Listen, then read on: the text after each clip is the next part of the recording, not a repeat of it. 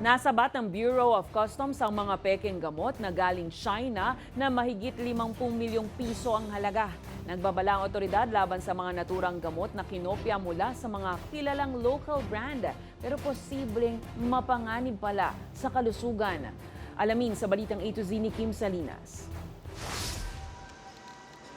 Nasa kote ng Bureau of Customs ang mahigit 800 kahon ng mga smuggled na produkto mula sa China, kabilang ang mga peking gamot ng mga kilalang local brand.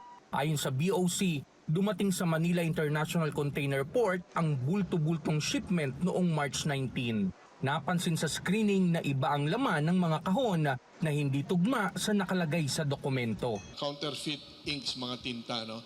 Merong 880 boxes na pinilit maipuslit dito sa ating merkado at more than 220 rito yung mga boxes na naglalaman ng mga gamot. Karaniwang nabibili ang mga gamot sa mga sari-sari store at maliliit na butika na panlaban sa sipon, lagnat at sakit ng katawan. Ang halaga nitong mga smuggled items na to ay more than 53 million pesos.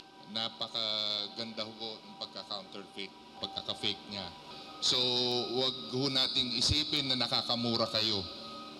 Kasi po ang medicines po, it's a highly regulated business. Meron ho siyang tamang presyo lang na ibinibenta. Personal na tumungo sa inspeksyon ng mga kinatawa ng pharmaceutical company na nabiktima ng pamimeke. Nagbabala ang opisyal ng kumpanya laban sa pag-inom ng gamot na hindi dumaan sa quality control at walang FDA registration. Kung may pagbabago pa sa itsura, sa kulay, sa packaging, maging masusi rin sana ang pag-iingat natin, lalo na kung saan tayo bumibili ng gamot. Importante na rehistrado, reputable ang ating mga binibilan at magduda rin tayo kapag sobrang baba po ng presyo ng gamot.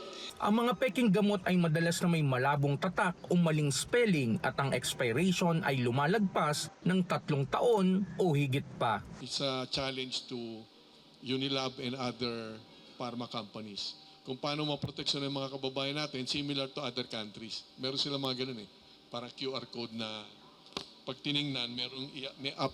Maharap sa mga kasong paglabag sa Customs Modernization and Tariff Act at Intellectual Property Code ang mga nasa likod ng importasyon ng mga peking produkto. Susunugin naman ng BOC ang mga peking gamot upang hindi na makapasok sa merkado dahil mapanganib ang mga ito sa kalusugan. Para sa Balitang A to Z, Kim Salinas.